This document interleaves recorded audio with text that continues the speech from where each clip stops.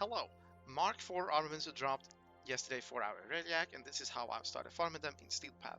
The first two tabs here is the basic setup that most people use, I believe. For my modding, I focused around Railjack speed and turret damage. Just swap out Worm's Torment for Granum's Nemesis when you're changing the faction.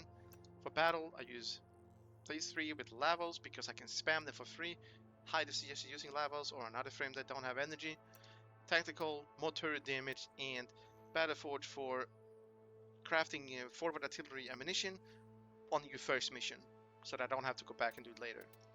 Max out intrinsics, and crew is from Sirius and Orion. It's very easy to farm them, they're very cheap, I suggest using them, they're very strong. Laithrox on the engineer because he has to repair, the other two trainer for gunnery, and put them on guns. For the missions, we have the Grineer. The Grineer drops the Apoc, the Carcinnox, the Cryophon, the Photor, and the Pulsar armaments.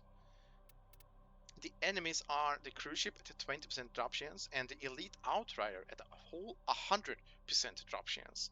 Now both of these can drop a Mark 3 or 4 item, including a component, but those are you enemies to look for.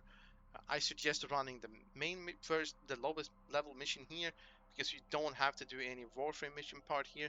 It's just a skirmish only Railjack. It's fast and easy and simple. You could use a relic or like a void storm mission, because now you're tripling down on what you're farming, so you can farm Mark 4 armaments, relics, and corrupted holokeys. And on top of that, they seem to spawn a few more elite outriders. I'm not 100% sure if that's true or not, but it's worth considering. For the Corpus, they drop the Glazio, the Laith, the Talyn, and the Vort armaments. The enemies are again the Crewship and also the Weaver. Both have a 20% chance of dropping a Mark 3 or 4 item. Again, could be a component or an armament. I suggest running any of the 3 missions on the right side because they are easier to spy, volatile, and exterminate. Again, you can run a relic here because you're tripling down on what you're farming. That's good. The other hint tip here would be you don't have to enter the Warframe mission part of Corpus missions right away.